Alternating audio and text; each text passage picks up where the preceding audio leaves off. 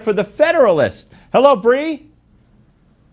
Hi. Good to talk to you again. We're going to take some phone calls, but first I want you to weigh in on some of what John Sununu had to say, saying that Hillary Clinton's the one with the foreign policy problem, and also weighing in on the Libertarian ticket, saying that that could be problematic. It has two former Republican governors on it. Could be a problem going forward for Trump and the Republicans. Right. Well, just looking at polling, you can tell that the Libertarian ticket is going to be a real problem for Hillary, just because in blue states, you know, she is, they are taking points away from her in those states. And so those are, especially Pennsylvania and other states like that, where it's kind of close, where she's really going to have to, you know, pull a rabbit out of the hat in order to secure the nomination, particularly Pennsylvania, where Obama only won by something like 5 points in 2008. So I think, you know, those kind of key states, it's really going to be important, or it could really trip her up or be a big problem for her if, you know, Johnson and Weld continue to gain steam and get some money backing them. Yeah, no, very, very interesting. All right, let's get to the phones at 877 Newsmax. And first up, we go to Key Largo, Florida, and Jeff is there. Hi, Jeff. Hey, Steve. Listen, you got a new girlfriend. My 84-year-old mother's in love with you. Well, right? what's her name? Her name's Anna, and she's a sweetheart. She's been a Republican all her life, and hello, Anna. you know, Anna, yeah. welcome. Next time, Anna, you call. I want to talk to Anna next time, but Jeff, go ahead. But anyway, listen. My father was in the 1st Marine Division in Guadalcanal, and I saw I watched the Obama, our president over there in Japan. And, you know, my father never talked a lot about what happened over there, but he was involved with the, he was on SPD Dauntless. He was on 37 bombing missions, and the tail gunners usually came back to the airstrips dead, okay? So, or cut up in pieces, you know. And he told me one time about the way the Japanese were programmed. All right, I just want to explain. You're talking about my Give Me Five yesterday, where we played Obama's apology at Hiroshima, calling that an act of evil, basically, but ignoring the war crimes of the Japanese. Bre, you want to weigh in on that? Yeah, well, you know, I think obviously nuclear warfare is something that, you know, we should never have to resort to doing. But, you know, I think it is also important to point out how, you know, tenacious or how unwilling the Japanese were to give up, and how quickly or willing they were to starve out their own people, you know, and all of those humanitarian issues that were on the line there. And I think, you know, it is symbolic or interesting that Obama is apologizing for our decision to do that when, you know, in fact, you can argue about which was the greater humanitarian good, to drop the bomb or absolutely, allow the entire country to starve out their people. Jeff, I want to thank you. Thank you very much. And again, hello to your mom. That's very nice to hear. Up next, folks, more with Bre Payton and your calls, plus John Bachman. You're not going to want to miss it. Coming up next, right here. Don't go away.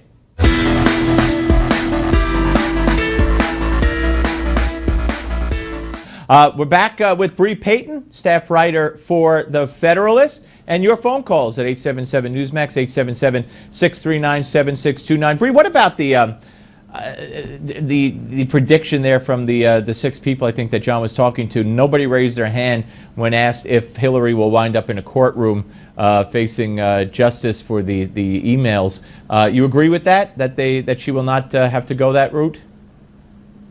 Yeah, I think it's fair to predict or think that, because, you know, this woman has been doing scandal after scandal and bad deed after bad deed for her entire life and seems to have been getting away with it. You know, I think she really is a symbol of cronyism and corruption, and not taking issues like national security seriously. And this isn't the only instance where she did this, right? So I think it is pretty straightforward or clear to see, hey, she's been getting away with it for her entire life. Why is this little thing going to snag her up now? Yeah, we shall see. Going to be very anxious to see what the FBI recommends to the Justice Department. All right, 877 Newsmax. We go to New London, Connecticut. and say hello to Matt. Hello, Matt. Hello, Steve. Do you hear me? Yes, sir. My man, Malzberg. I love your show. Let me tell you real quick. I've been watching you ever since last fall. I got my family into you. I try to kick your show around to everybody and try to alert them. Thank you, sir. Appreciate it, Matt. Really do. Absolutely. Listen, I gotta start with Hillary. She has got some gargantuan nerve standing up there and trying to tell this country how Donald Trump is unfit to run for this nation. Is anybody paying attention to anything both of these people say? Hillary stands there reading off a teleprompter. She's absolutely unfit. She's proven it to us over the last 20 years of a stained at best record in the public office, I might say. And I mean, I just can't believe it. And quite frankly, every time I get into discussions with anybody, a supporter of her, or any Democrat for that matter, who's a Trump hater or so have you, I just ask them the simple questions. Well, listen, what do you disagree with that Donald Trump wants to do for this country? And tell me one good thing that Hillary wants to do for this country other than about, abortion in the 9th month. Let's worry about identity in the bathroom. Right. Steve, talk to me. No, you're absolutely right. I mean, Bre, let's go to Bre. Bre, the irony here of this woman who was so cavalier with national security when it came to the emails, and then now we find out she used the personal address when she was a senator. She knew exactly what she was sacrificing. She knew exactly the risk of being hacked, and probably was hacked. And she stood there and said how Donald Trump can't be trusted with national security. I mean, wow. He talked about big something. I'll just say she has lots of chutzpah, too.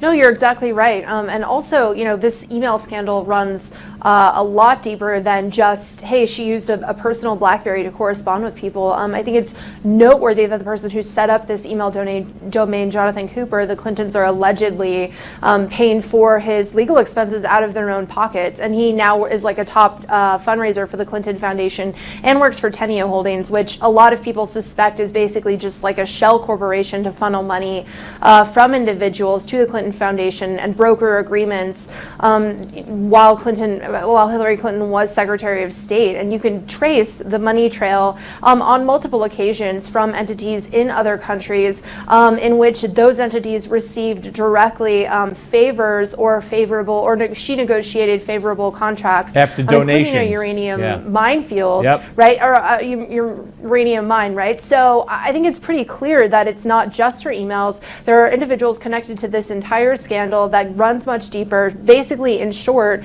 she was selling uranium to entities in other countries in exchange for small peanut donations to the Clinton Foundation. And Matt, guess what?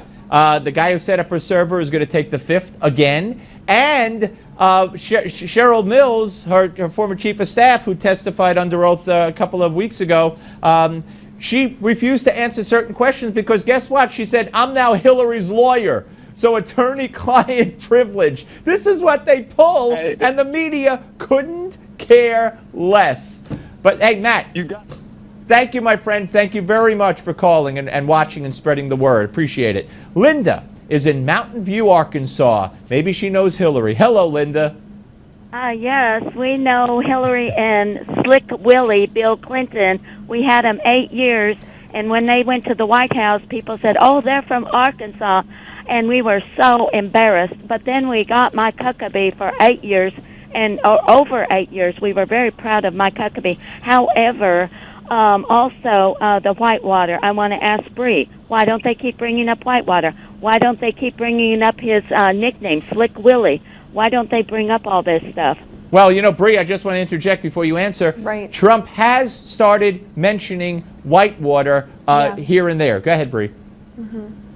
Yeah, you're exactly right. These are attacks, these are issues that are in her past that should be brought up now, and Donald Trump seems to be the only one who's really talking about them or bringing them to the forefront. And I think it is telling that she has been slipping nationally in the polls since he has started saying things along those lines and calling her Crooked Hillary, right? All he has to do is tweet out stuff that says hashtag Crooked Hillary, and all of a sudden, her polling numbers have started to tank. So I think you're absolutely right that she has a lot of skeletons in her closet that need to be brought up and need to be addressed. And I think when when the few times that Donald Trump has brought that up or mentioned it, it seems to really hurt her. So I think you're absolutely right that if we started talking about Whitewater and other issues far in the Clintons' past, it would hurt her now. That horrific water scandal that took place in Michigan, there was also a water scandal in Arkansas, which I'm going to talk about at length next week, which for anybody who cares to look at it, shows some statements made by then Governor Clinton about sacrificing certain standards for water to make other things right. So let's put it this way: it doesn't paint him in a good light. So the Whitewater applies to when Hillary says that Donald Trump wanted the economy to fail so he can make a quick profit. That's what Whitewater was all about, quick profit. Cattle futures turning $5,000 into $100,000. Linda, you're right. There's a lot there, and if only the media would report on it. We're coming back with more of Bre, your calls, plus Give Me 5. Don't go away.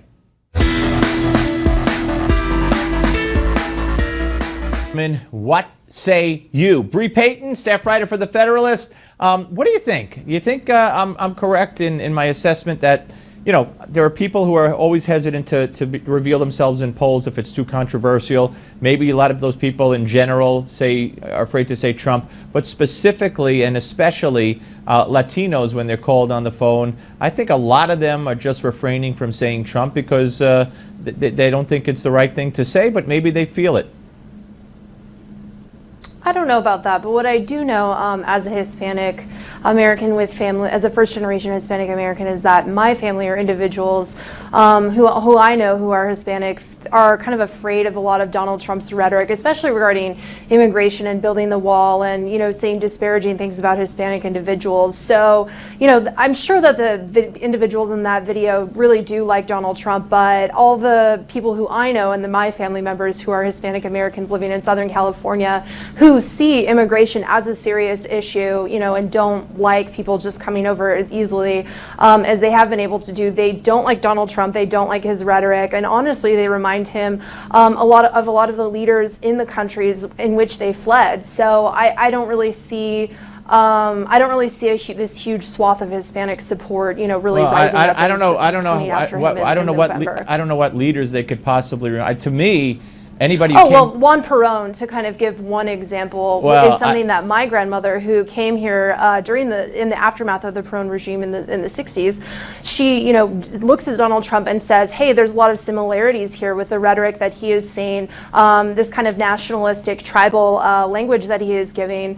So I think definitely there's a lot of resemblances between Latin American, kind of strong men and Donald Trump. I don't see any resemblance between Latin American strongmen, with all due respect to you and your family, and Donald Trump. I think we need it's already the law that we have a wall. We just don't have a wall. It's already the law. We just need someone with the guts to build it. And we got to stop people from coming into this country illegally. And yeah, there are diseased people coming into this country. There are murderers, there are rapists, there are drug dealers, there are drug addicts, and it's got to stop. And I think a majority of Americans would agree with that. Yeah, I completely agree. I think, as someone who is from Southern California and lives just an hour and a half north of, or grew up just an hour and a half north of the border, right? Like, I firsthand understand the implications and the impact of individuals coming over illegally. So yeah, I definitely agree with you that it's a huge issue, and there definitely are large numbers of individuals who are coming over who are sick, but also children are coming over unattended and just being lost, and the federal government is not keeping track of them. So I definitely 100% agree with you. Well, that's not our fault either. Any parent who would send their children unattended, the problem is on the other side of the border. But let's get to Joseph from Killeen, Texas. What do you say, Joseph? Yes, Steve. Really enjoy your show. Thank you. As far as Latinos and Hispanics, I believe Mr. Trump is talking about the illegal element. Sure he because is. We've had Border Patrol agents executed in front of their family by illegals, and I think that's the segment he's talking about.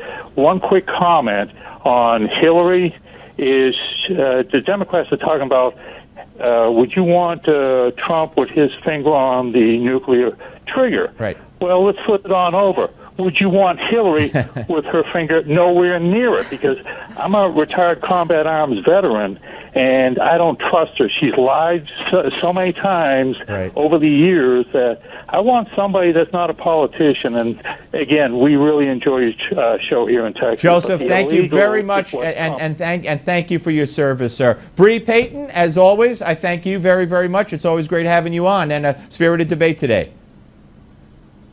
Thank you.